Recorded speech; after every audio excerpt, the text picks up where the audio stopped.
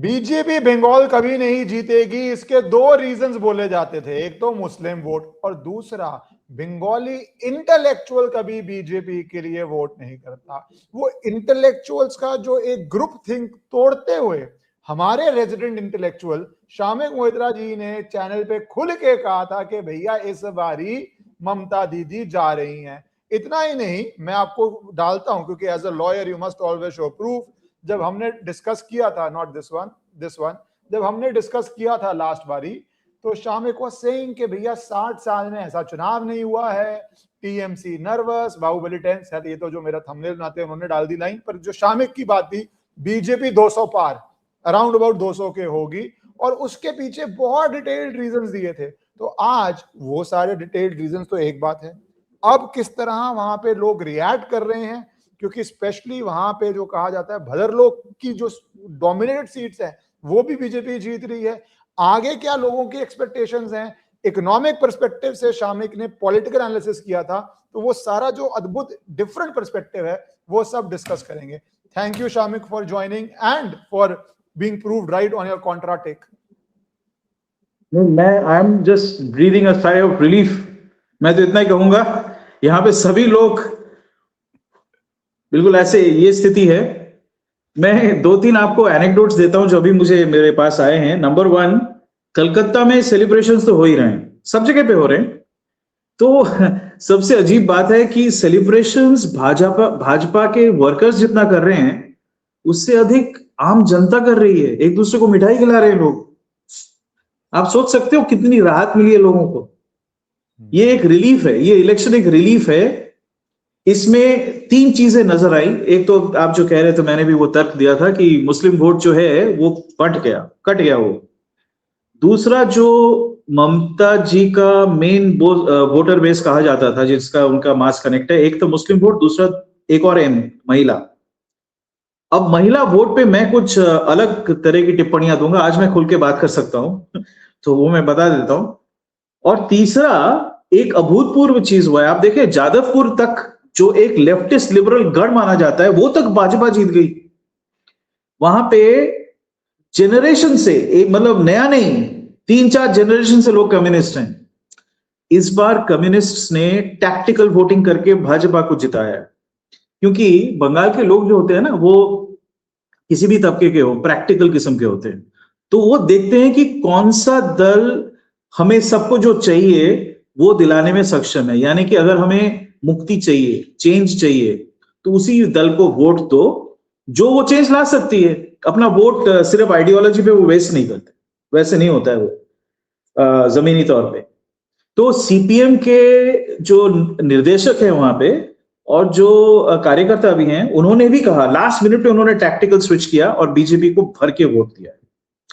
अच्छा, मैं वो महिला वाला जो पॉइंट है वो बता देता हूं। देखिए, ऐसा है कि इस बार भाजपा कैनवसिंग करने से पहले लोग कह रहे थे कि भाजपा कहीं नजर ही नहीं आ रही, पार्टी का फ्लैग नजर नहीं आ रहा है, कहां है, रैलीज नहीं हो रही हैं।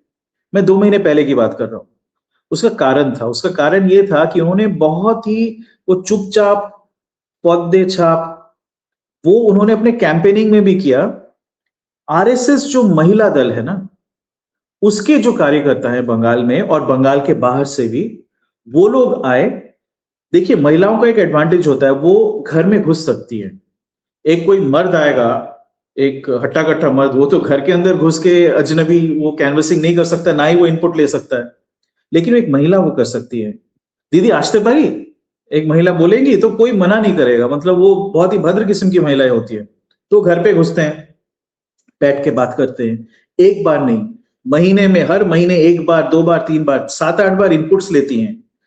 तो इस बार उन्होंने जो किया, उन्होंने एक ग्राउंड तैयार किया पहले। कौन सा ग्राउंड? जिस ग्राउंड पे जाके आगे प्रॉपर कैनवसिंग हो पाए। किस बेसिस पे? जो पब्लिक खुद कह रही थी कि ये हमारी समस्याएं हैं। तो इस बार उनका अप्रोच ये नहीं था कि वो जाके बताएंगे कि आपको श्री राम जी के लिए वोट करना है या हिंदुत्व के लिए वोट करना है या हम फलाना डिमकाना स्कीम चलाएंगे। नहीं, उन्होंने सबसे पहले जाके पूछा, आपकी समस्या क्या है, आपकी दिक्कतें क्या है। तो वो दिक्कतें निकल के आई और इसका मैं ठोस सबूत दूंगा। आप कोई भी बड़ा स्पीच ले लीजिए, चाहे वो मोदी जी का हो, अमित शाह जी का हो, योगी जी का हो, हेमंत विश्व शर्मा का हो, हर स्पीच में आपको जमीनी मुद्दे नजर आए। और मुद्दे कौन से थे मैं बता देता हूं, आप मिला के देख लेना। मुद्दा नंबर 1, महिला सुरक्षा। जिस प्रदेश में राज्य की मुख्यमंत्री बोल रही हैं कि 8 बजे के बाद बच्चों को और महिलाओं को घर से बाहर नहीं निकलना चाहिए, तो वहां पे महिला सुरक्षा एक समस्या तो है ना। दूसरा, आरजी कर अस्पताल का जो ये रेप और किलिंग कांड हुआ, इसका ऐसा भारी, मतलब रेप्स और किलिंग्स पहले भी हुए, लेकिन इस चीज का ऐसा एक मानसिक संतुलन बिगड़ने वाला आघात हुआ लोगों पे। पहले कलकत्ता के लोग जागे और वहां पे एक एडवांटेज था कि वो लोग समझ गए कि जो 10,000 की भीड़ इकट्ठा होके एविडेंस डिस्ट्रॉय कर रही है, इसके पीछे कोई बड़ी षड्यंत्र की बू आ रही है। तो वो लोग लिखने लगे। तो कलकत्ता में जो लोग लिखते हैं भद्रलोक समाज के, वो फिर बाहर फैल जाता है। तो ये जो जन आक्रोश था वो अंडर करंट बन गया। तो ये पहले से था, महिला सुरक्षा एक इशू था, उस पे ये एक अनायास ही उनको, मतलब टेबल पे उन्होंने एक इशू पकड़ा दिया। और दूसरा, उसी टाइम पे बांग्लादेश में वो तथाकथित रेवोल्यूशन हुआ, उसके चलते हिंदू लोग मारे जाने लगे, पीड़ित होने लगे, महिलाओं पे बलात्कार हुआ, लोगों के घर जला दिए गए। वो एक साधु थे, हैं रादर इस्कॉन के, उनको पकड़ के धरपकड़ करके अंदर कर लिया गया।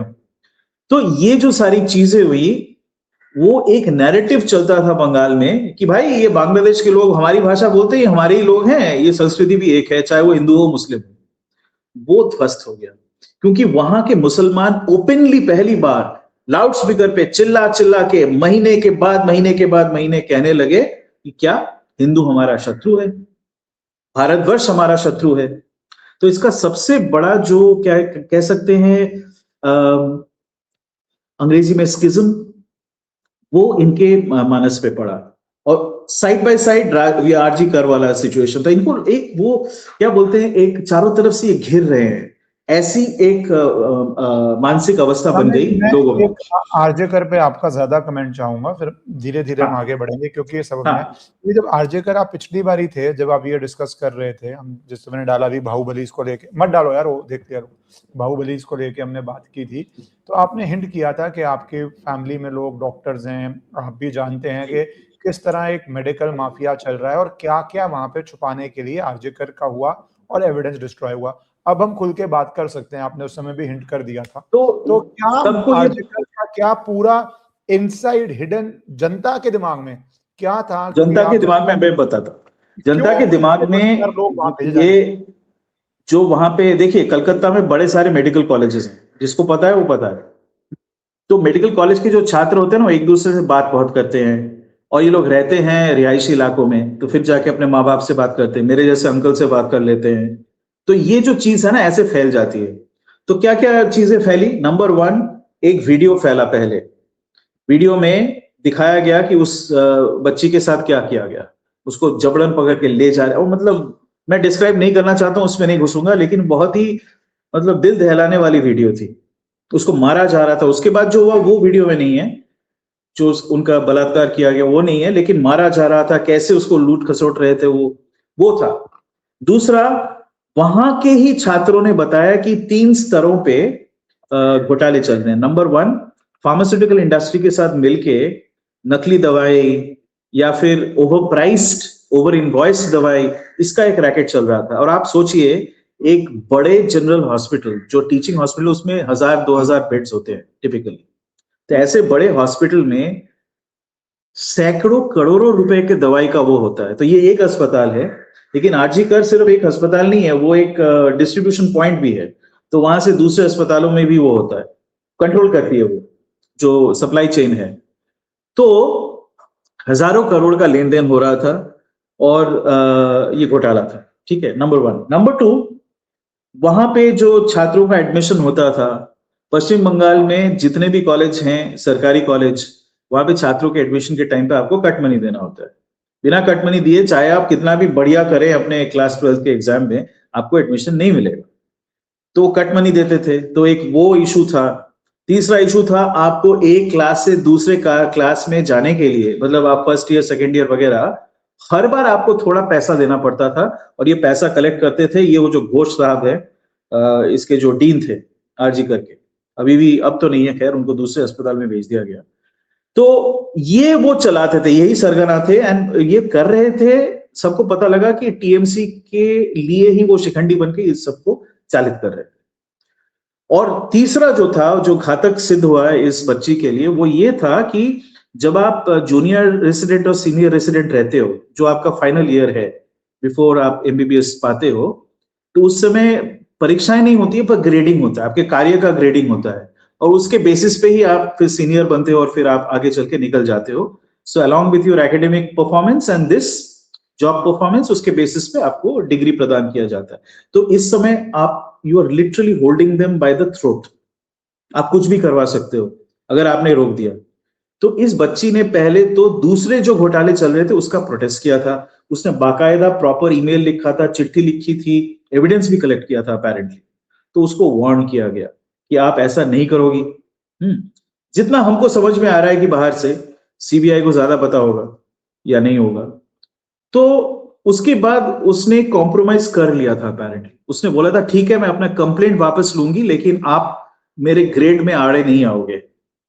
तो उस समय तो ये लोग मान गए, क्योंकि उनको इससे ही मतलब था कि ये कंप्लेंट निकल जाए, लेकिन इसका एग्जाम्पल बनाना था। तो एग्जाम्पल बनाने के लिए उसी अस्पताल में कार्यरत कुछ और छात्र थे, जिसमें से 4 मुसलमान और 1 हिंदू था। उन्होंने मिलके प्लान बनाया कि इसका एक ऐसा भीषण एग्जाम्पल बताएंगे कि कोई और छात्र सोचेगा भी नहीं ऐसा करने का। तो पहले उसको हम गैंगरेप करेंगे, उसके बाद उसको ब्रूटली उसकी हत्या करेंगे। ये किया गया। तो ये प्रतीत होता है लोगों को, मैं जो बोल रहा हूं ये सारे एलिगेशन है, मेरे पास इसका कोई प्रूफ नहीं है, पर ये बात निकल के आई, जनता ने इसको विश्वास किया। और उसमें क्या हुआ कि इन्होंने पहले तो 10,000 का एक क्राउड भेजा, उसके मरने के अगले ही दिन सारा जो, अब अगर एक भीड़ आके it stamps over the ground, तो एविडेंस तो नष्ट हो ही जाएगा। आप खुद क्रिमिनल लॉ भी प्रैक्टिस करते हैं, आपको अच्छी तरह पता होगा। मैं इसलिए जानना चाह रहा हूँ ये बात, मैंने क्यों हाँ। सवाल एज यू सेड कि ये एलिगेशंस हैं, क्योंकि मैंने पॉलिटिकल कॉन्टेक्स्ट में पूछ रहा हूँ, मैं लीगल कॉन्टेक्स्ट में नहीं पूछ रहा। बिल्कुल पॉलिटिकल कॉन्टेक्स्ट में आप उसमें ही जवाब दे रहे हैं कि लोगों के दिमाग में क्या इमेज आई कि वहां पे क्या हुआ। उसमें अब एक्चुअली क्या हुआ वो तो कोर्ट में साबित होगा। हाँ, वो तो कोर्ट की बात है। तो वोटिंग के लिए हाँ, क्योंकि वहां पे समाज क्या समझ आता है, और उसमें 3-4 चीजें जुड़ी, करप्शन हाँ, जुड़ी, मैं उसको जोड़ देता हूँ। मैं वही कोशिश कर रहा था उसको जोड़ने की। इसमें 3-4 तार हैं जो मैं जोड़ देता हूँ। नंबर 1, यहाँ पे न्याय नहीं मिलता। आप न्याय मांगने जाओ तो आपको दबाया जाता है, आप और कॉम्प्रोमाइज भी करो लेकिन आपका एग्जाम्पल बनाया जाता है, आपकी जान भी जा सकती है, आपकी इज्जत भी जा सकती है। हाँ, और ऐसे निष्ठुर निर्मम तरीके से जा सकती है कि मतलब मैं क्या बोलूं, मैं शब्द नहीं है मेरे पास। तो ये जो चीज है ना, ये लोगों के दिमाग में बैठ गया कि ये क्या है, हम लोग वैसे भी कॉम्प्रोमाइज करके घूस वूस दे रहे हैं, ये जो दवाई ओवर प्राइस है वो भी खरीद रहे हैं, नकली दवाई का भी चलने दे रहे हैं, हम लोग कुछ नहीं कह रहे हैं, लेकिन फिर भी हमारी बच्चियों को मारा जा रहा है।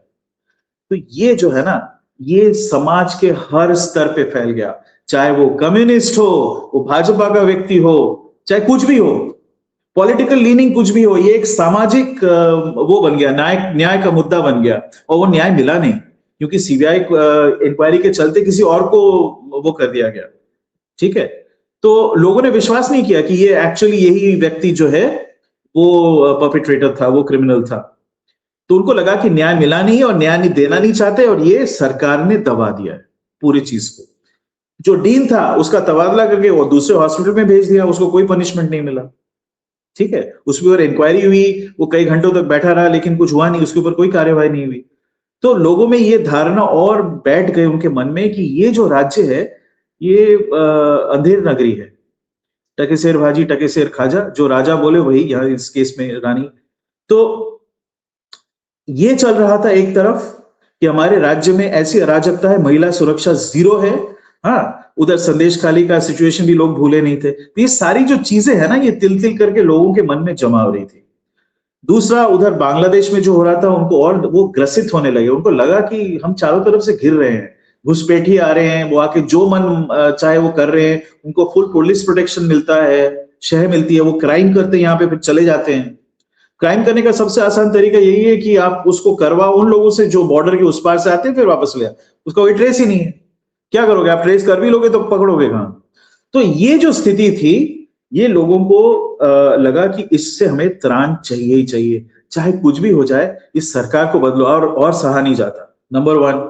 एक और मैं कारण देता हूं ना सहने का, वो ये है कि आप बंगाल को देखिए, बंगाल में लोग व्यवसाय से ज्यादा, स्पेशली दक्षिण बंगाल में व्यवसाय से ज्यादा वो प्रेफर करते हैं कि भाई कहीं पे नौकरी लग जाए, सर्विस करे।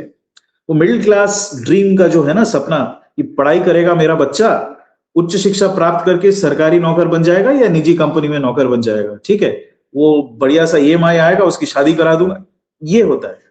चाहे वो लड़का हो या लड़की, यही सपना होता है। वो सपना भी चकनाचूर। आप जाओ गांव के गांव, शहर के शहर, कोई भी आपको वहां पे युवा मिलेगा ही नहीं। वो सब बैंगलोर में बैठे हैं, पुणे में बैठे हैं, NCR में बैठे हुए हैं, ठीक है।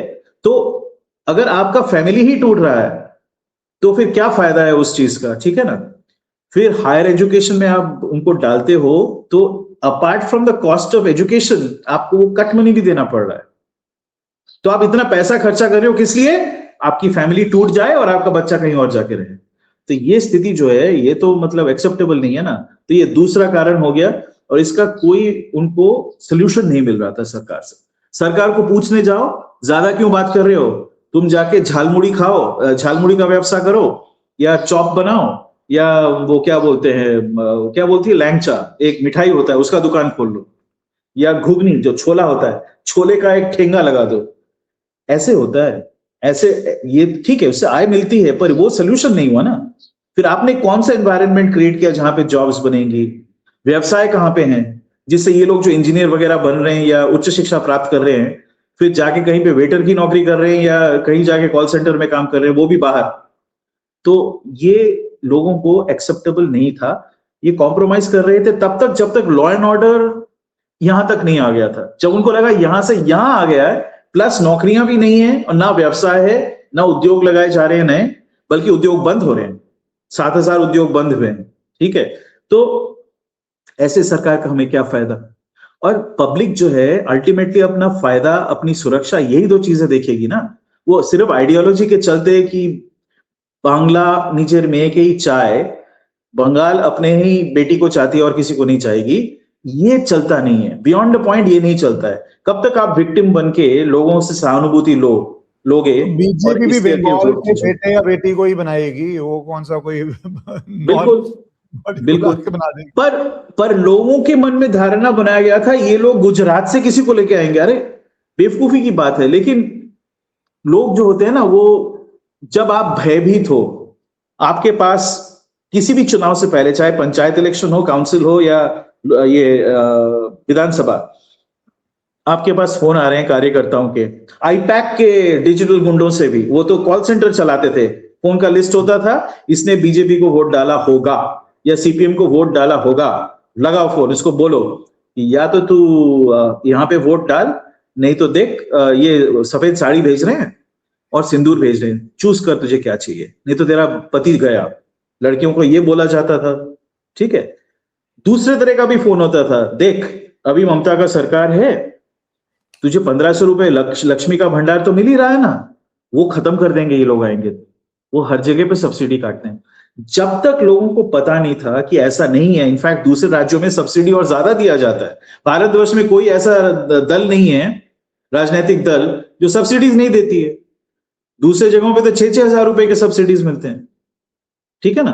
तो ये जो भ्रम थे लोगों के मन में, और जो ये त्रस्त हो चुके थे, वो था ग्राउंड पर। उस ग्राउंड को समझ के, उसके सॉल्यूशंस बना के फिर उसको प्रेजेंट करना था।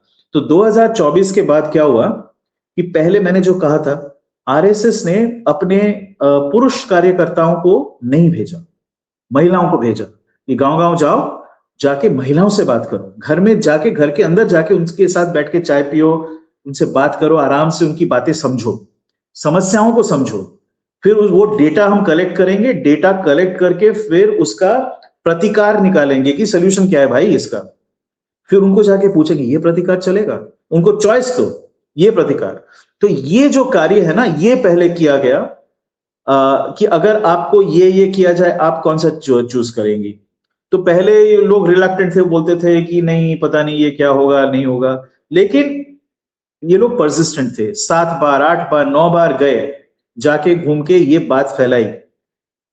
तो भाजपा के जो कार्यकर्ता थे वो आखिरी 2 महीने में ही घुसे। क्यों? क्योंकि एक चीज और पता थी भाजपा को, वो ये थी कि जब तक आप एकदम neutrally fair and free election नहीं करवाओगे, भयमुक्त इलेक्शन नहीं करवाओगे, लोग अगर मान भी लें तो वोट डालने ही नहीं आएंगे, घर से निकलेंगे ही नहीं। क्योंकि लोगों को तो घर पे ही रोक दिया जाता है ना, और घर पे नहीं तो घर से बूथ तक आने के पथ में रोका जाता है, या बूथ में आते तो वहां पे स्लो करके फिर बंद हो जाता है, फिर जाके छापा वोट लगा देते हैं। तो ये सबको पता है कि यही होता है। कई ऐसे लोग हैं जो 45-50 साल के थे, जो जिंदगी में पहली बार उन्होंने जाके वोट दिया इस बार। सोचिए आप, मतलब 15 साल पहले भी वो दे सकता था, नहीं दिया क्योंकि उसको जाने ही और नहीं दिया मीडिया गया। में कैसे चलता है हमारे देश की कि बीजेपी गुंडाई कर रही है, जबकि बीजेपी रियलिटी गुंडाई का स्कोप ही नहीं है। बीजेपी के प्रति भी तो गुंडों का फोर्स लगा हुआ था। इनके गुंडों के क्या बोलते हैं, सब डिवाइडेड टास्क थे, स्पेशलाइज्ड टास्क। तू जाके दूसरे दलों को वो करेगा, त्रस्त करेगा, मैं तू मीडिया जाके की बात कर वोटर्स रहा को हूँ शामिल। करेगा। जब आप मीडिया में देखते हो तो लगता है कि सुरक्षा बल क्यों आ रहे हैं और ममता बनर्जी ये चुनाव फेडरल स्ट्रक्चर के खिलाफ है, चुनाव ठीक नहीं हो रहा है। अरे भाई, सुरक्षा बल सिर्फ ये कर रहे हैं कि आप जाके वोट कर पाओगे, नहीं तो आप सिर्फ जैसे वही कर साहब रहे को थे। वोट ही नहीं कर तो पा रहे आप। इस बार जो है इन्होंने तय किया, एक तो इंटेलिजेंस इनपुट्स भी लिए गए। देखिए इन्फिल्ट्रेटर्स जो होते हैं ना, अनुप्रवेशकारी बांग्लादेश के, वो भी कई आते थे वोटिंग के टाइम पे, और जो मरे हुए लोग हैं उनका फॉल्स आईडी कार्ड बना हुआ है, वोटर कार्ड है, वो जाके उसका वोट डाल के आएगा। अगर उनको दिखता है कि यहाँ पे थोड़ा मामला ढीला है, 4-5 हजार वोट डलवा दो, वो जो हमारे पास 91 लाख है वोटर्स का लिस्ट, वो यूज करके। और वो उस लिस्ट में हिंदू भी है, मुसलमान, इनफैक्ट हिंदू ज्यादा थे। 58 लाख हिंदू थे और 35 लाख 38 लाख ऐसा कुछ मुसलमानों की संख्या थी। तो ये वो बात नहीं थी कि कम्युनल ग्राउंड पे था, ये सिर्फ जो लोग एक्चुअली नकली वोट हैं या एग्जिस्ट ही नहीं करते, उनका यूज करके आप अपनी भरपाई कर लो जहां पे नुकसान हो रहा है। ये वो सिस्टम था, तो उसको समाप्त करना था। फिर जिस दिन इलेक्शन होगा उसमें यह भी तय करना था कि कितने राउंड्स होने हैं। पिछली बार क्या हुआ था, 6 या 7 राउंड हुए थे। तो वो माइक्रो लेवल पे ये अपने गुंडों की फौज एक जगह पे ज्यादा कंसंट्रेट कर पाती थी। बैटल में बोलते हैं ना, जहां पे आप अपनी आर्मी कंसंट्रेट कर पाओ, जिस स्थल पे आपका ब्रेक थ्रू वहां पे होता है। तो इनका भी वही स्ट्रेटेजी था, उनको वो जगह डोमिनेट करना था जहां पे वोटिंग हो रहा है। तो ये कर पा रहे थे, लेकिन इस बार दो उसमें इसको विभाजित किया गया।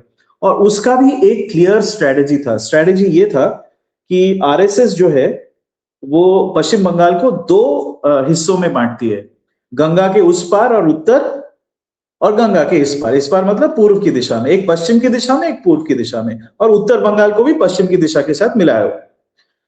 तो वोटिंग भी वैसे ही हुआ, फेज 1 में वही हुआ, उत्तर बंगाल और पश्चिम में जो डिस्ट्रिक्ट्स हैं वो आए, और जो सेकंड फेज था उसमें दक्षिण बंगाल और गंगा के पूर्व तट पे जो हैं डिस्ट्रिक्ट्स वो आए, जो सारे बॉर्डर डिस्ट्रिक्ट्स थे। तो इसको करने से एक और एडवांटेज मिला, वो भी मैं बता देता हूं। एडवांटेज ये था, तो पहले देखिए, नंबर 1 ग्राउंड तैयार किया, फिर जाके उनसे फीडबैक लेके फिर सोल्यूशन बनाया। फिर भाजपा के लोग एकदम एंड में डोर टू डोर कैनवसिंग पे उन्होंने फोकस किया। उन्होंने रैलीज बहुत कम करी हैं इस बार, बड़े बड़े रैलीज बहुत कम हुए हैं। उन्होंने डोर टू डोर कैनवसिंग पे फोकस किया।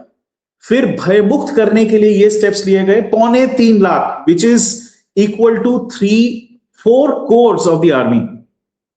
उतने सैनिक, ये सैनिक हैं, ये अर्ध सैनिक बल जो हैं वो सैनिक ही हैं, वो इन्फेंट्री स्क्वाड के बराबर होते हैं। तो उनको डिप्लॉय किया गया, जो एक अपने आप में एक अभूतपूर्व लॉजिस्टिकल एक्सरसाइज है। ऑपरेशन पराक्रम हुआ था ना, जब वो पाकिस्तानी लोग आके पार्लियामेंट पे अटैक कर गए थे, तो उसको वहां पे आर्मी को डिप्लॉय करने के लिए उनके 3 स्ट्राइक कोर हैं, तो वो पश्चिमी बॉर्डर में डिप्लॉय करने में उनको ऑलमोस्ट 22 दिन लगे थे। ये उस लेवल का डिप्लॉयमेंट था पर एक स्टेट में, आप सोचिए खुद, और स्टेट के एक भाग में, उसके बाद दूसरे भाग में, तो कितना बड़ा लॉजिस्टिक्स एक्सरसाइज रहा होगा।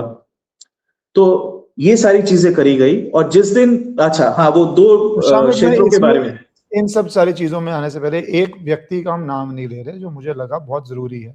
मैं अमित शाह जी की बात नहीं कर रहा, उस पर भी आएंगे। जो यूनियन ऑफ इंडिया को थ्रेटन कर रहा था, अभिषेक बैनर्जी, क्योंकि ममता बनर्जी पॉपुलर है, ममता बनर्जी कैसी है बात चल रही थी, बट बहुत लोग हेजिटेट करते थे चुनाव से पहले अभिषेक बैनर्जी पे बात करने में। अब चुनाव रिजल्ट आ गया, अब सोशल मीडिया पे लोग बता रहे हैं, बट ये जब आप थ्रेटन कर रहे हैं अमित शाह को, और जो वो ट्वीट था, और पढ़े लिखे लोग हैं, उसमें जो लैंग्वेज यूज की जाती है कि यूनियन ऑफ इंडिया को लेके, तो ये पूरा, और कम्युनिस्ट की इतनी मर्जी बुराई कर लो, और मैं तो सारा दिन ही कर सकता हूं, पर वंशवादी सक्सेशन नहीं थी यहाँ, तो एक वंशवादी डायनेस्टिक सक्सेशन भी क्लियर दिखती थी। मैं अलग से थोड़ा टिप्पणी करना चाहता हूं। एक आपने बिल्कुल सही पकड़ा, एक भाषा, दूसरा वो उसका आचरण ऐसा क्यों है, हाँ, और तीसरा ये भारतवर्ष के तथाकथित, ये यूनियन बोल रहा है, ये रिपब्लिक है, यूनियन तो बना था, उसके विरुद्ध तो एकदम विद्रोह है एक तरह से। मैं यूनियन को यहां घुसने, इसका क्या मतलब है? आप उस यूनियन के ही तो मेंबर हैं। आपका पासपोर्ट क्या कहलाता है? आप बांग्लादेश के थोड़ी हैं, आप रिपब्लिक ऑफ इंडिया के सिटीजन हैं, इसलिए आप एमपी हैं उसके। आप कॉन्स्टिट्यूशन पे हाथ रख के आप वो करते हैं, अपना शपथ ग्रहण करते हैं। तो ये एक तरह से विद्रोह है, जिसके लिए मेरे हिसाब से कानूनी कार्रवाई होनी चाहिए। ये बहुत ही भाषागत स्तर पे भी और कानूनी स्तर पे भी ये गलत हुआ है बहुत। पर उस पे मैं आता हूं, उससे पहले ये समाप्त कर देता हूं, वो फिर मेरा वो पॉइंट खत्म हो जाएगा कि जो दो क्षेत्र हैं उसमें जो ओवरऑल इश्यूज मैंने बताए वो 3-4 थे, महिला सुरक्षा, नौकरी का ना होना वगैरह वगैरह, पर दोनों क्षेत्र में थोड़े अलग थे उसके। मतलब एक में इंपैक्ट किसी चीज का ज्यादा था, दूसरे में इंपैक्ट किसी और चीज का ज्यादा था। जैसे महिला सुरक्षा और नौकरी, ये दक्षिण बंगाल में ज्यादा बड़ा इशू है। टीचर्स कैंप भी सबसे ज्यादा यहीं पे हुआ, सरकारी टीचर के उसमें, ठीक है। उत्तरी बंगाल और पश्चिमी बंगाल में डेवलपमेंट का इशू है। डेवलपमेंट मतलब आपने इंफ्रास्ट्रक्चर पे खर्चा किया कि नहीं, वहां पे पानी की व्यवस्था है कि नहीं, सिंचाई की व्यवस्था है कि नहीं, प्राथमिक शिक्षा, प्राथमिक health care, primary health care, ये सब व्यवस्था आपने किया है कि नहीं, ये सारी बातें हैं। तो वो एम्फेसिस में थोड़ा सा अलग है, ठीक है। मुद्दे वही है लेकिन थोड़ा सा एम्फेसिस अलग है।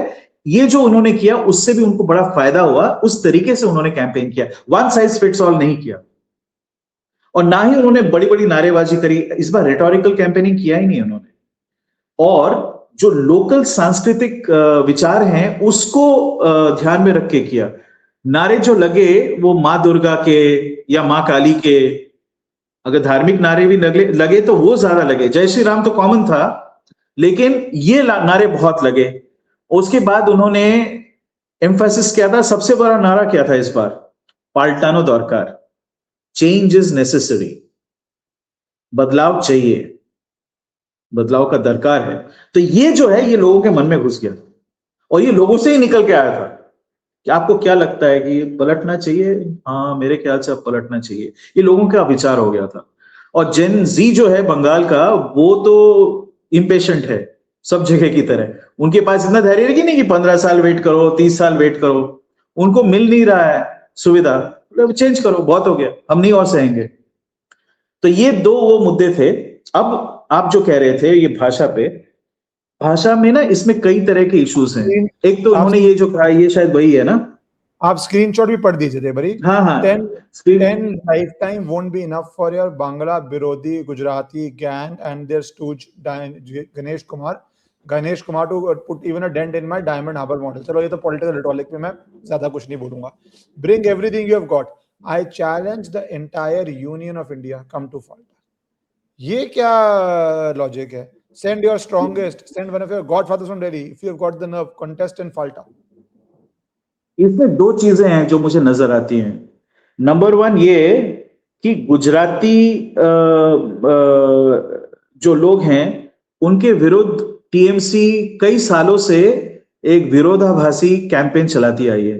बहुत इंटेंस कैंपेनिंग हुआ है, गुजरातियों को तंग भी किया जाने लगा है रिसेंटली, व्यवसायों की बात कर रहा हूं।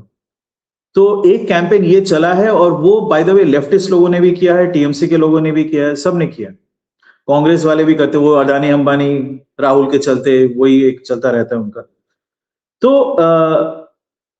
ये कैंपेन चल रहा था, लेकिन बात यह है कि गुजरात में इस वक्त लगभग 10-12 लाख बंगाली काम करते हैं, and they do good jobs. वो लोग वहां पे वेटर होने नहीं गए हैं, वो या तो डायमंड इंडस्ट्री में काम करते हैं because they are skilled artisans, या फिर वो लोग शिक्षा व्यवस्था में काम करते हैं या सरकारी नौकरी वहां करते हैं। और वहां के निजी उद्योग जो हैं वहां पे भी ये काम करते हैं। उन्होंने क्या देखा? उन्होंने देखा देखो यहाँ पे विकास है, यहाँ पे इंफ्रास्ट्रक्चर बेटर है, यहाँ पे वो सुविधाएं मिलती है जो हमें वहां नहीं मिलती हैं, ठीक है, और हम तो दुत्कारे नहीं जा रहे हैं। ऐसा नहीं है कि वहां पे बंगाली लोगों को दुत्कारा जाता है। People are appreciated for their skills. वहां पे बड़ा सिंपल है, आपके पास स्किल है तो आपको लोग स्थान दे देंगे। तो ये जो है ये परकोलेट भी तो हो रहा था ना रिवर्स डायरेक्शन में, तो बंगाल के लोगों को भी पता लग रहा था कि यार ऐसा नहीं है। ये जो फैलाया जा रहा है ना कि गुजराती मॉडल और गुजराती लोग बाहर से आ रहे हैं, बहिरागत, ये जो फैला था पिछली बार बहुत स्ट्रांग फैला था और 24 में भी उसका असर हुआ था।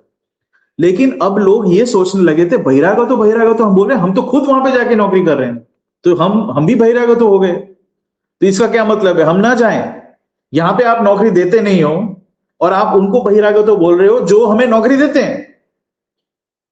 तो ये एक पलट क्या बोलते हैं लॉजिक है, और बंगाली जो है लॉजिक पे चलता है। इमोशन होता है, वो आकस्मिक इमोशन होता है, वो मतलब सेंसिटिव किस्म के लोग होते हैं बंगाल में, लेकिन लॉजिकली सोचते हैं, प्रैक्टिकली सोचते हैं। तो ये काम नहीं किया इस बार। और चूंकि मैंने जो बाकी जो मुद्दों के बारे में मैंने बताया वो लोगों के दिमाग में फैल चुका था और ये पाल्टानो दौरकार भी दिमाग में घुस गया था, तो ये इस बार इसका इफेक्ट डाइल्यूट हो गया। तो मैं ये क्यों बोल रहा हूं, ये अभिषेक बैनर्जी जो लिख रहे हैं ये उसी का प्रतिफलन है, वही रिपीटेशन है कि गुजराती बाहर बहिरागत हैं, वो आके कब्जा कर लेंगे, तुमको खदेड़ देंगे, तुमको कुछ नहीं मिलेगा। वो लॉजिक काम नहीं किया क्योंकि he was repeating an old trick.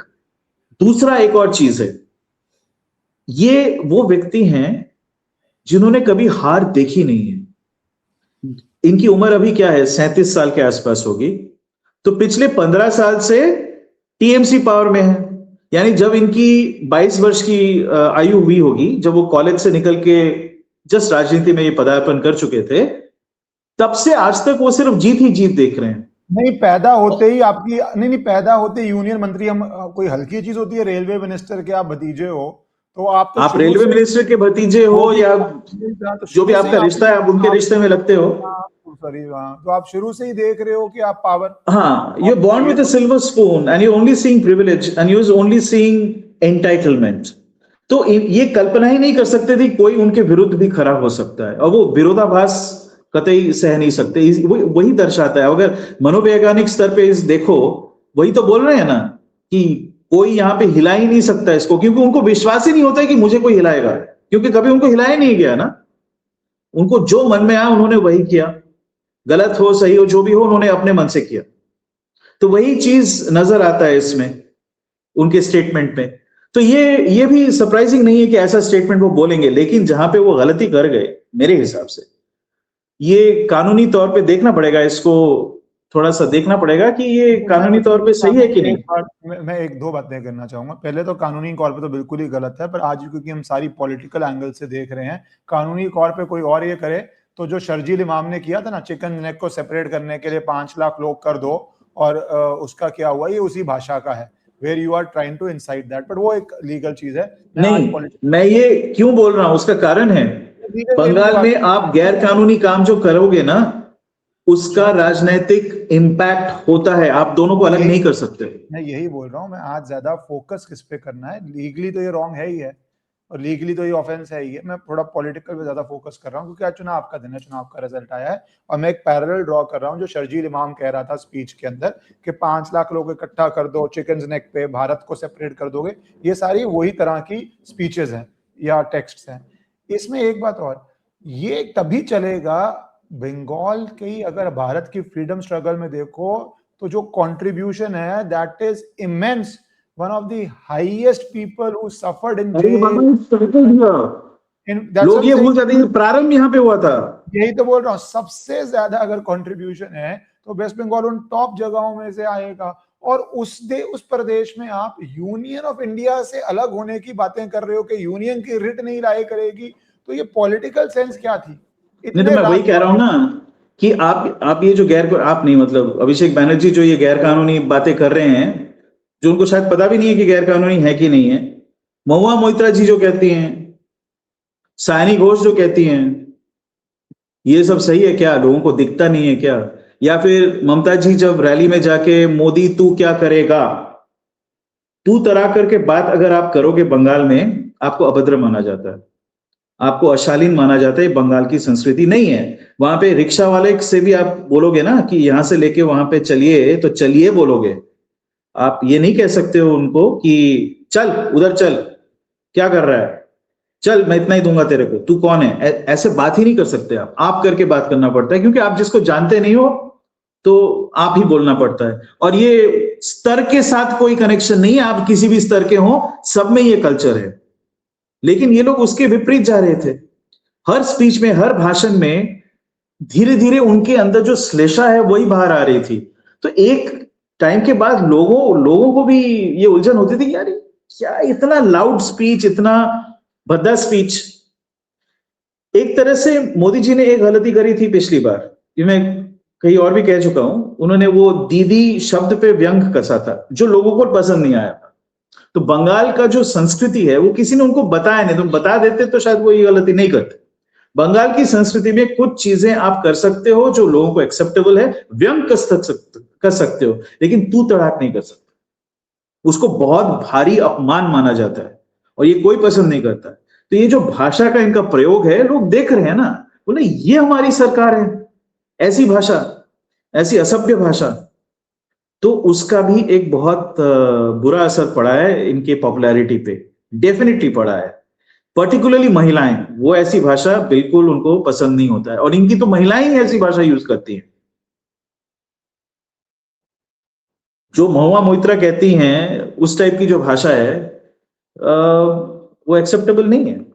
और वो गलत स्टेटमेंट भी देती है ना। उन्होंने जाके बोल दिया कि रविंद्रनाथ ठाकुर का एक लिखा हुआ गाना उन्होंने बोला कि गांधी जी ने लिखा है, या फिर बोले कि गांधी जी ने नाइटहुड रिफ्यूज किया था। मतलब इनको ना इतिहास का ज्ञान है, जो एक बच्चा बच्चा जानता है यहाँ पे। ऐसा नहीं है कि आपको 80 साल की उम्र में आपको पता लगता है ये। तो 8 साल का बच्चा भी ये जानता है कि रविंद्रनाथ ने अपनी नाइट की उपाधि वापस करी थी in protest at the division of Bengal.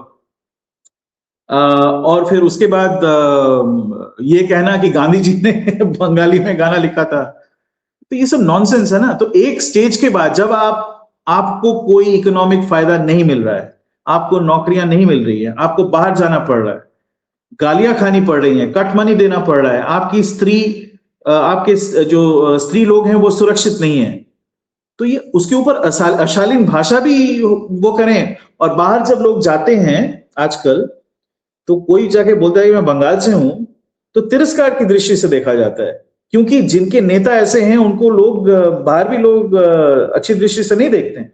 इन सब चीजों का असर पड़ा है। और आप देखें कि वही लोग जो पहले कभी वोट डालने बंगाल वापस नहीं आते थे, युवा युवती सब आए, इस बार विदेश से आए, इंटरनेशनल फ्लाइट्स ले लेके आके वोट कर गए। तभी आपको ये 93% तो एवरेज वोटिंग, और कूच बिहार या दुर्गापुर जैसे क्षेत्रों में 97%, 96%। आप ये मेंशन भी कर रहे थे हमारी पिछली कॉन्वर्सेशन में कि क्या हुआ है, पर मैं इससे थोड़ा बढ़ के आगे आना चाहता हूँ। जो चिंता का विषय है, दो पहलू में, इकोनॉमिक पे मैं एंड में आऊंगा, पहले मैं आना चाहता हूँ चिंता का विषय ये कि जो ये गुंडे थे, बदमाश थे, ये लोगों के साथ आपको, और सिस्टमैटिक बदमाशी थी, जिन्होंने पोस्ट पोल वायलेंस किया, कुछ पकड़े गए, कुछ नहीं पकड़े जा रहे थे, क्योंकि स्टेट का कितना प्रोटेक्शन था, ये डॉक्यूमेंटेड बातें हैं।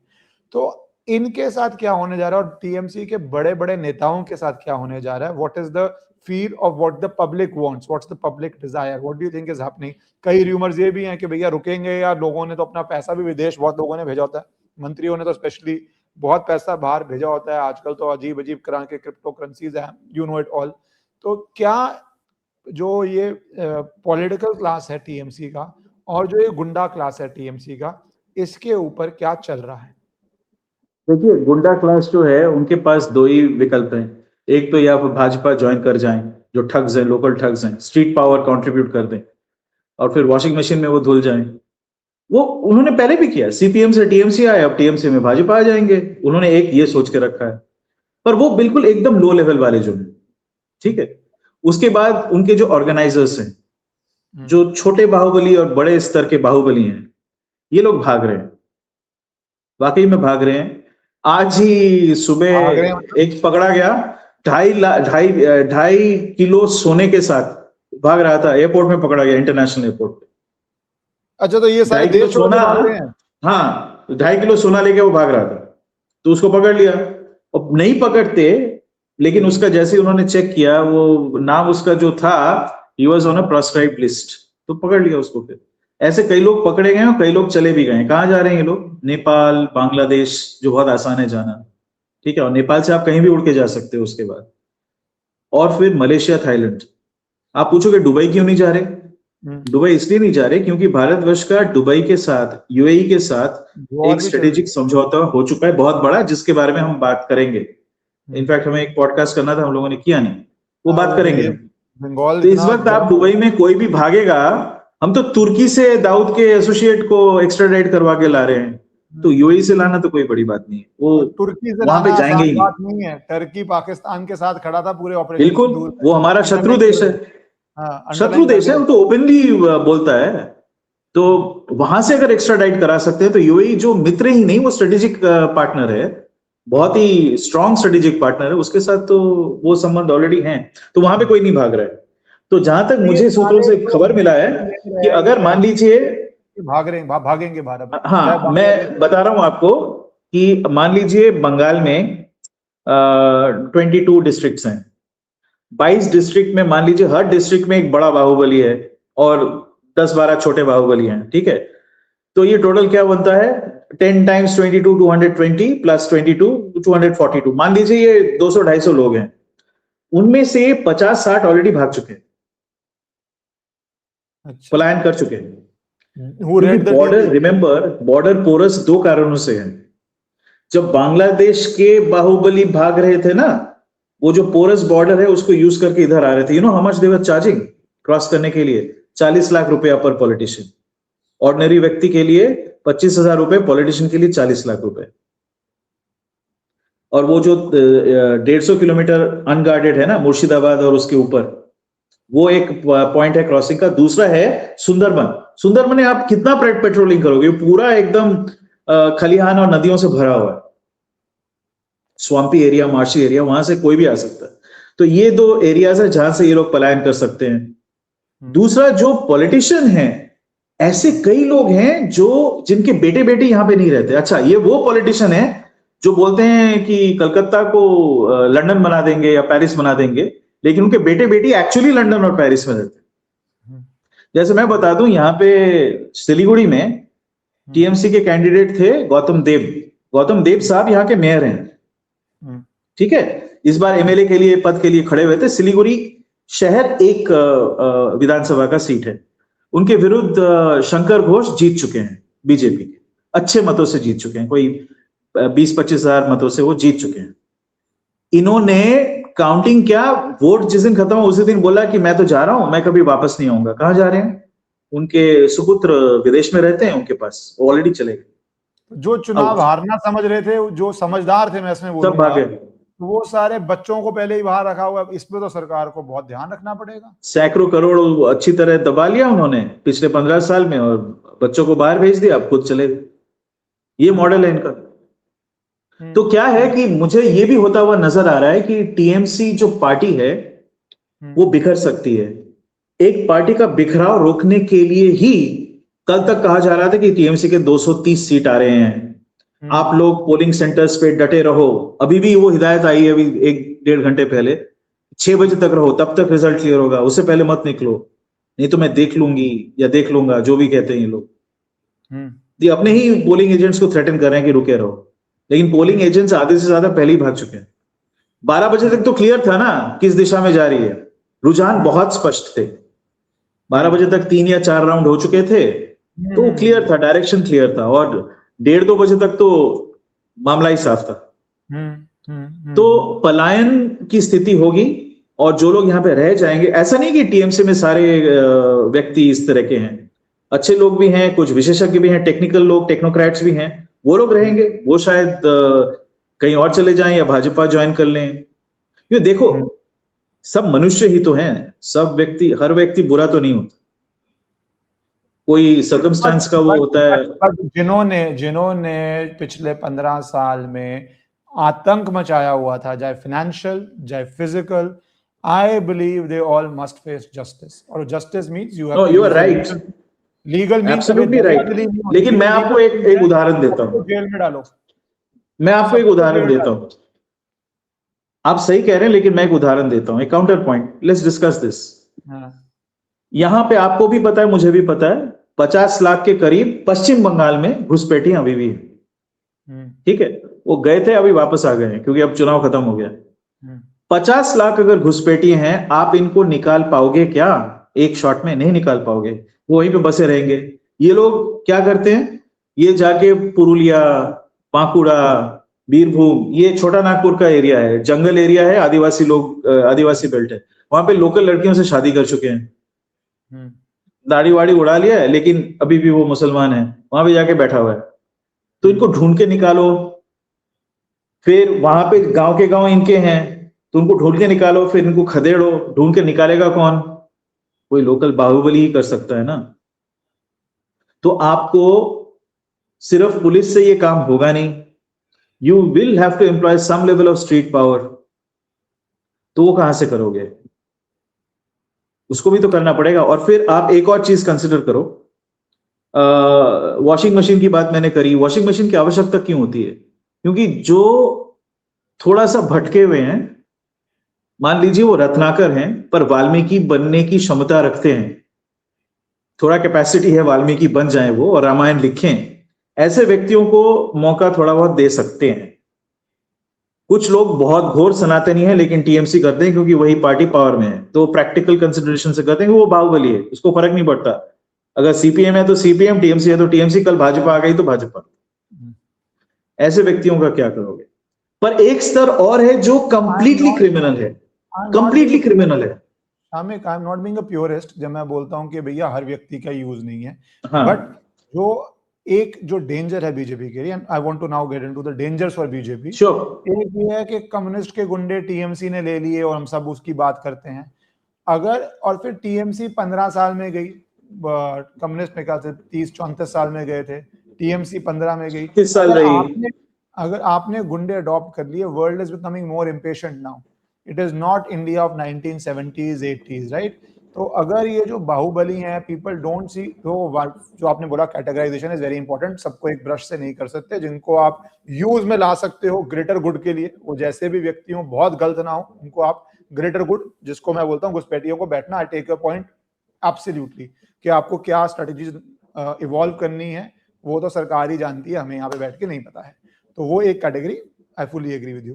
बट जिन्होंने वायलेंस किया है, लोगों का उत्पीड़न किया है, फिजिकल क्राइम्स करे हैं, अलग अलग तरह के और बहुत ज्यादा करे हैं, थोड़े भी करे हैं, वो लोगों को आपको, अगर आप वो उनको भी यूज में लाने की गलती कर जाते हो, I believe it will be very counter productive, because then you will lead to communist और कांग्रेस और maybe Mamata getting back on their legs very fast. Because एक बात याद रखिए, 30% वहां पे मिनॉरिटी वोट है, वहां पे to get up very very easy for BJP to win. It is going to be herculean task. Assam में किया है, पर यहाँ पे हरकुलियन टास्क होगा।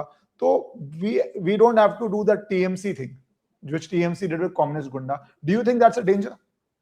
It is a danger. मेरी बात थोड़ा सा धैर्य से सुनिए, इसमें एक नुआंस है, मैं नुआंस समझाता हूं। मेरे हिसाब से जो नुआंस है, सीपीएम ने टैक्टिकल वोटिंग क्यों किया? इसलिए क्योंकि उनको पता था कि ज्यादा से ज्यादा मैंने बहुत एफर्ट मार लिया, 7-8 सीटें आएंगे, उससे बेहतर है मेरे पास जो हैं और जिनको मैं इन्फ्लुएंस कर सकता हूं उनको उस तरफ धकेल देता हूं। ठीक है, नंबर 1 ये। नंबर 2, सीपीएम के पास पैसा था तो उन्होंने वो पैसा आईएसएफ को डाइवर्ट किया तो मुस्लिम वोट टूट गया, हुमायूं कबीर को डाइवर्ट किया तो वो भी टूट गया। ऐसा उन्होंने इसलिए किया क्योंकि उनको, आप जो कह रहे हो वही उनको पता है। उनको पता है कि अगर बीजेपी सरकार 3-4 साल चलती है, एंटी इनकम्बेंसी सबका आता है, उस वक्त मैं मुसलमानों को कंसोलिडेट करके बोलूंगा कि मैं तुम्हारा त्राण करता हूं और मैं चाइना वाला डेवलपमेंट मॉडल लाने वाला हूं। Actually that is by the way their plan.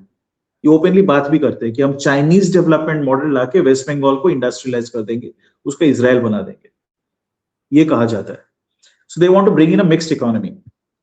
तो उनके पास चांस है। तो बीजेपी को यह सोचना पड़ेगा कि इनको उन लोगों से डिप्राइव कैसे किया जाए। एक तो है यूपी मॉडल, बुलडोजर कम एनकाउंटर, एक वो चल सकता है। दूसरा है कि उसमें हिंदू बाहुबली भी हैं, हिंदू गैंगस्टर्स भी हैं, उनका क्या किया जाए? तो जैसे मैंने कहा, उनमें से कुछ लोगों को, अच्छा इसका मतलब ये नहीं कि महुआ मोइत्रा को दल में ले आओ, शाइनी घोष को दल में ले आओ, या अभद्र व्यक्तियों को लेके आओ, या इनका जो मॉडल था फिल्मी सितारों को थोक के भाव ऑर्डर करो कि तू जाके वहां से लड़, तू जाके वहां से लड़, तू तगाड़ करके ही बात करते हैं ये लोग। तो वो करने में फायदा नहीं है, लेकिन जहां तक ऑर्गेनाइजेशनल कुछ लोग हैं जो थोड़ा बहुत, उनके खिलाफ केसेस तो पॉलिटिशियन में हर एक के पास होता ही है। मैंने तो मतलब 23% पॉलिटिशियंस तो ऑफिशियली यहाँ पे क्रिमिनल कैटेगरी में आते हैं। तो वो बीजेपी में भी हैं ऐसे लोग, और तृणमूल में भी हैं। सीपीएम ने अपना हाउस क्लीन कर लिया। क्यों किया? ये उसी बात का संकेत देती है कि आगे चल के, अभी क्लीन है ना, आगे चल के I have got more space to accommodate.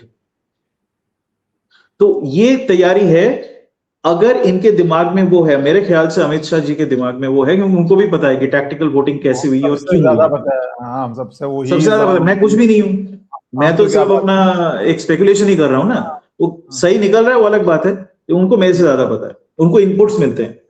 तो अगर वो प्लानिंग है इनकी, प्लस आपको टीएमसी को तोड़ के उसका एक पोर्शन यहां पे खींच के लाना है, जिससे आप एकदम सिक्योर हो जाते हो। क्योंकि ये याद रखना है, अगर सीपीएम का कुछ वोटर इस तरफ आया है, उसका काउंटर भी आपको चाहिए, हेज। उसके लिए टीएमसी का कुछ पक्ष इस तरफ आना चाहिए। और ये इस हार के बाद, ये अभूतपूर्व हार है, इसके बाद ये तो तय है कि ये दल विघटन अपने आप हो जाएगा। इसके शायद 2 या 3 टुकड़े बन जाएंगे। तो एक टुकड़ा अपने पास ले आओ, तो उनको भी तो लाना पड़ेगा ना। तो सबके विरुद्ध आप प्रोसिक्यूशन शायद ना कर पाओ, लेकिन मेरा जो कहना है कि एक एग्जेम्पलरी प्रोसिक्यूशन अवश्य करना चाहिए जहांगीर खान जैसे लोगों का। ऐसे कई हैं, आपको ऐसे बीसीओ लोग मिल जाएंगे हर डिस्ट्रिक्ट से कम से कम में है। तो एग्जाम्पल बना दो ना, बाकी नीचे वाले गुंडे वैसे ही ठंडे पड़ जाएंगे। Shamik, this is no less than a revolution, पर रेवोल्यूशन के बाद जस्टिस होता है। वो जस्टिस डेमोक्रेसी में, justice has to be seen to be done, justice has to be seen to be done, seen to be done. और revolution के बाद जो जस्टिस होता है, उसके पक्ष में हम डेमोक्रेसी में कोई भी नहीं होगा। हम तो अजमल कसाब को भी ट्रायल देने वाला व्यक्ति हूं, मैं तो मानना था। तो आप पर स्पीडी कोर्ट्स हैं आपके पास। आप जो ये हर डिस्ट्रिक्ट के सबसे बड़े 2-3 गुंडे हैं, इंट्रेंच्ड गुंडे हैं, उनको आप स्पीडी जस्टिस करवाइए फॉर अ फ्यूचर। पर अब मैं आना चाहता हूं 2 क्वेश्चंस पे। एक एंडिंग पार्ट में आ रहा हूं मैं। एक, भैया वेस्ट बंगाल हम सिर्फ किताबों में पढ़ा है as a industrial power house. All the big great industrial families were from West Bengal at one time. All the revolutionaries who were willing to lay down their life, a lot of revolutionaries who were willing to lay down their life for the nation were from West Bengal. It was a civilizational center, it was the political center, it was the economic center. So, economic center, yeah. It was. So maybe in the east. But क्या revival की संभावनाएं देख रहे हैं? How easy is the road for BJP to revival? For only one reason. Nandigram communist थोड़ा revival की तरफ जाना चाह रहे थे, और किस तरह वो इंडस्ट्रियल पूरा जो प्रोटेस्ट हुआ Singur, you know the story. So how easy is 50-60 साल से एक कम्युनिस्ट सोशलिस्ट विचारधारा टीएमसी कंटिन्यूड, तो how easy would it be for BJP to do land reform, acquire highways के लिए जमीन, put up industrial parks? How easy do you see as somebody who knows Bengal very very well कि कितना easy है ये challenge? Difficult. जब तक अभी भी टीएमसी के पास पावर बचा हुआ है, कार्डर पावर अभी तक है। मिडिल रंग के वो बोल रहा हूँ पलायन कर रहे हैं, लेकिन कार्डर पावर तो अभी तक है। ममता छोड़ के भागी नहीं है। बाय द वे, उन्होंने आज कहा कि मैं स्ट्रांग रूम के बाहर जाके प्रोटेस्ट करने वाली हूँ। So she is already got into the agitational mode, जो उनका मीन रिवर्सन है। That's what she is been doing for 45 years. तो वो 100% वो लोग एजिटेशन मोड में आने वाले हैं, और एजिटेशन के चलते अगर 2-3 को गोली लग गई तो माटायर मिल जाएगा, फिर पॉपुलैरिटी आ जाएगी। तो ये एक थ्रेट है। और वो 100% एजिटेशन, इसी सिंगूर का क्या था, वही था ना कि किसानों की जमीनें ली जा रही हैं, जो उपजाऊ जमीन है उसको आप इंडस्ट्रियल बना रहे हो, ये तो गलत हो गया, वगैरह वगैरह, उनको उचित दाम नहीं मिला। तो जो भी आप इम्प्लीमेंटेशन करोगे उसको इनिशियली थोड़ा सीमित करना पड़ेगा, और वो उद्योग लगाने पड़ेंगे जो इन चीजों पे इफेक्ट नहीं करता है। और एक ऐसा मेरे हिसाब से एक हब एंड स्पोक मॉडल होना चाहिए। एक हब बना लो जहां पे ऑलरेडी जमीन है। बाय द वे, इतने सारे इंडस्ट्रियल टाउन्स खाली पड़े हुए हैं, वहां पे तो कोई वो किसान काम नहीं कर रहा है ना, वो तो वैसे ही खाली पड़ा हुआ है। आप उनको लो।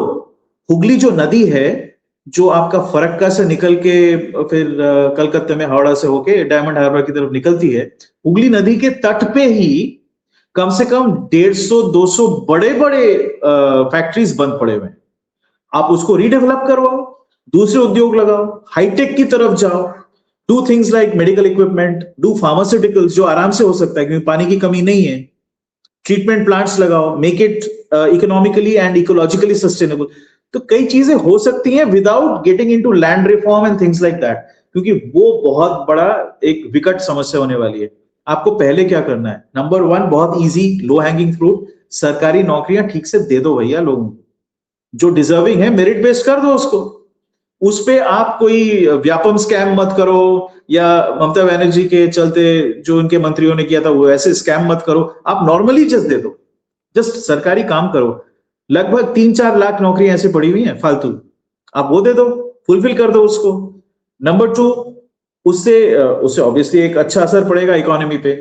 दूसरा, आप ये जो इंडस्ट्रियल टाउन है उनका रिवाइवल दूसरे इंडस्ट्रीज से करो जो वायबल हैं, जो आज के डेट में वैलिड हैं।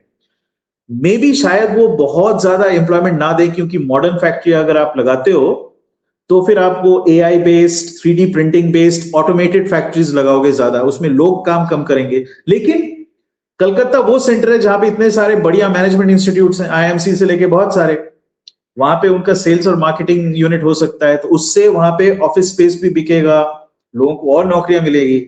तो you can have those industries too. Number 3, आप जो वेस्ट बंगाल का स्ट्रेंथ है, 2 स्ट्रेंथ है, एक है एजुकेशन, उसमें मैं मेडिकल भी ले रहा हूं, मेडिकल एजुकेशन और बाकी एजुकेशन। दूसरा है कृषि। तो कृषि उत्पादन ओरिएंटेड जो बिहार में कुछ स्कीम्स चले हैं ना, वो यहाँ पे भी इंप्लीमेंट किए जा सकते हैं, और लोग वो चाहते हैं। मैं खुद पलासी के गांव में जाके लोगों से मिलके आया हूं, वो बोल रहे हैं कि साहब हमारे यहाँ पे इतना अच्छा फल उगता है, लेकिन कोई प्रोसेसिंग नहीं होता, आधा तो वेस्ट हो जाता है क्योंकि स्टोरेज नहीं है। तो कई बहुत छोटी छोटी चीजें हैं जो बहुत अच्छा उसका इफेक्ट हो सकता है लोकल इकोनॉमी पे, वो कर सकते हैं। Value added food processing, pharmaceuticals, medical devices, hightech, और sales and marketing and trading, जो कलकत्ता का अभी तक एक वो है, क्या बोलते हैं, एक की स्किल बेस है, तो वो करें। तो इस दिशा में अगर बढ़े तो you don't need to get into a conflict with the land owners और द किसान। वो कॉन्फ्लिक्ट की आवश्यकता नहीं है, उसके बिना भी हो सकता है। उत्तर बंगाल में तो बहुत कुछ हो सकता है, इतना नेचुरल रिसोर्स है वहां पे। वेस्ट बंगाल का हाइडल पोटेंशियल अभी तक पूरी तरह यूज नहीं किया गया है, क्योंकि ये बड़े बड़े प्रोजेक्ट लगाते हैं। आप run of the river project I was seeing some comparison of power generation capacity in West Bengal and Maharashtra. I think in 1960s neck to neck थी मेरे ख्याल से, and आज तो क्या ही बात करनी, क्या ही कंपैरिजन। दूसरा, फिर भी पश्चिम बंगाल जो है वो पावर सरप्लस है, तो आप डेटा सेंटर्स लगाओ ना यहाँ पे, क्या दिक्कत है? डेटा सेंटर्स लगा दो। पुरुलिया, बीरभूम और बांकुरा, ये लो साइज्मिक जोन्स हैं, आपको साइज्मिकली लो इंपैक्ट जोन्स पे लगाना होता है डेटा सेंटर, क्योंकि वो सर्वाइवेबिलिटी एक क्वेश्चन होता है। तो पावर सरप्लस है, यहाँ पे डेटा सेंटर्स लगाओ ना, जमीन का कोई कमी नहीं है वहां पे।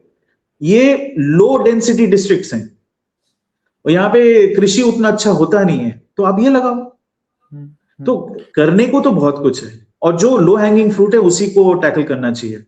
और जैसे एम्प्लॉयमेंट लेवल्स बढ़ता जाएगा, रेजिस्टेंस भी कम होगा, क्योंकि वो किसान के बेटे बेटियां भी तो यहाँ पे आएंगे नौकरी करने, तब आप उनसे नेगोशिएट करो।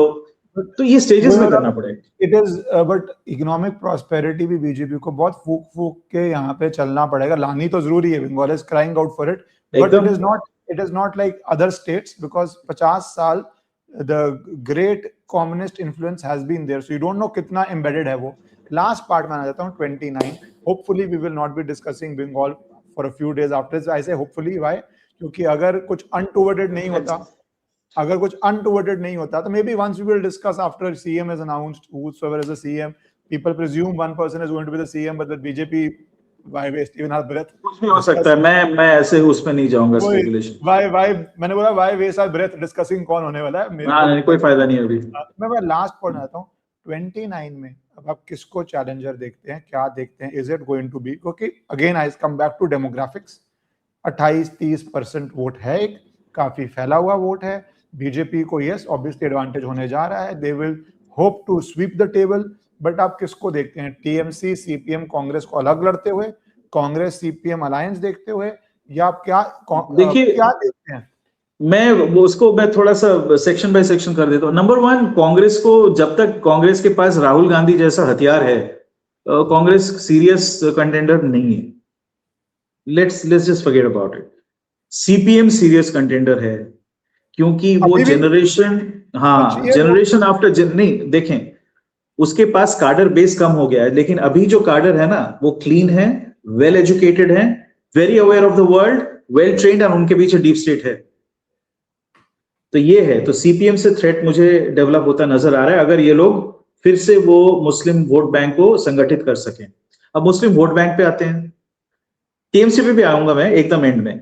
मुस्लिम वोट बैंक जो है, कहते हैं कि यहाँ पे 35% मुसलमान रहते हैं पश्चिम बंगाल में, लेकिन 35 में से 6% तो वो लोग हैं जो घुसपैठी हैं। और ये एसआईआर के बाद सेंसस होने वाला है, मेरे ख्याल से वो 35-29 में ही परिवर्तित होगा, नंबर वन। नंबर टू, 29 जो है उसमें से भी आप देखें कि जैसे लाभार्थी वो बनेंगे, और कुछ लोग रिजेंटमेंट करेंगे कि भाई मुझे क्रिमिनल इनकम जो मेरा खत्म हो गया है, उसके चलते मुझे उतनी आय नहीं मिल रही है, वो शायद फिर दूसरा कोई दल ढूंढे। और एक दल तो ऑलरेडी उभर के आया है, आईएसएफ, जो सीपीएम ने ही उसको पुश किया है। तो हुमायूं कबीर का जो दल है, ये मुझे ध्वस्त होता हुआ नजर आ रहा है। इसके कोई पैर नहीं है, खड़ी नहीं हो पाएगी। लेकिन आईएसएफ और सीपीएम टिकी रहेगी, तो वो एक चैलेंजर तो नहीं कहूंगा, लेकिन एक शक्ति बन के फिर से उभरने की प्रयास करेगी। और दूसरा है टीएमसी। टीएमसी मेरे हिसाब से कम 2 खंडों में विभाजित हो जाएगा 1 साल के अंदर। अगले साल अगर हम यही बातचीत करें, तो शायद हम उस समय बोल रहे होंगे कि TMC A and TMC B और समथिंग लाइक दैट, ऐसा कुछ होने वाला है। तो वो जब हो जाएगा, उसमें से एक दल, वो महाराष्ट्र वाली स्थिति बनेगी, एक दल जो है वो बीजेपी में अब्सॉर्ब हो जाएगी। तो TMC will become a rump of its old self. वो पावर वो कभी भी रिक्लेम नहीं कर पाएगी, जिसका लाभ, क्योंकि सीपीएम भी तब भी चढ़ रही होगी, मतलब वो फुल पावर पे तो बिल्कुल नहीं होगी, where it can affect even 1/3 of the seats. It'll probably affect 15 to 20% of the seats, but not more than that.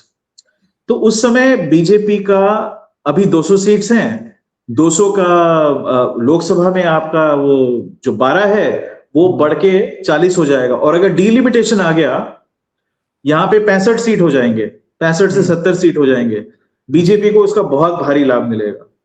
इसीलिए बंगाल जीतना उनके लिए बहुत आवश्यक था, because it becomes a natural hedge. 4 ही तो बड़े स्टेट हैं जिनके पास 40 सीट्स प्लस हैं, बंगाल उनमें से एक है। तो ये लाभ उनको अवश्य मिलेगा। 31 में जो विधानसभा के चुनाव होंगे, मेरे हिसाब से सीपीएम शायद उभर के फिर से आए, क्योंकि ये मैं देखना पड़ेगा। ये चाइना मॉडल मुझे मुझे थोड़ा इसका वो हो रहा है कि ये शायद लोगों में पकड़ जाए, देखना प्रभाव बहुत है।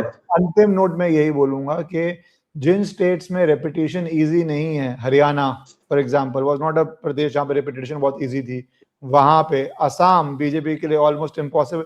बीजेपी उन प्रदेश में रिपीट कर पा रही है, बंगाल की तो हिस्ट्री है रिपीटिंग की, तो BJP as of today is in a very very dominant. Bengal inertial है, वो कम से कम 2 चांस तो देगी ही देगी, दैट्स वो पक्का है। Thank you Shamik for joining and covering all these issues of West Bengal. अब सीएम बनने पे या कुछ अनटूवर्ड हुआ तो बंगाल करेंगे, otherwise we will come back to Dubai. मुझे चाइना भी डिस्कस करना है, हमारा चाइना बहुत बड़ी पेंडिंग रह चुका है, कौन सी रूलिंग फैमिलीज हैं, वो पेंडिंग है, काफी दिनों से पेंडिंग हो गया वो। ये Bengal to cover everything, so you will be back to your economic hat now. Yes, please. Politics मुझे थका देती है, beyond the point. I don't want to talk politics. Unless, but I'm giving you a caveat because audiences want to hear you, and unless something happens in Bengal which is worthy of a comment, we'll obviously do it. Thank you so much, Shamik, for your time. जय माँ काली, जय हिंद। जय माँ काली, जय श्री राम। जय श्री राम। आज तो जरूरी है जी।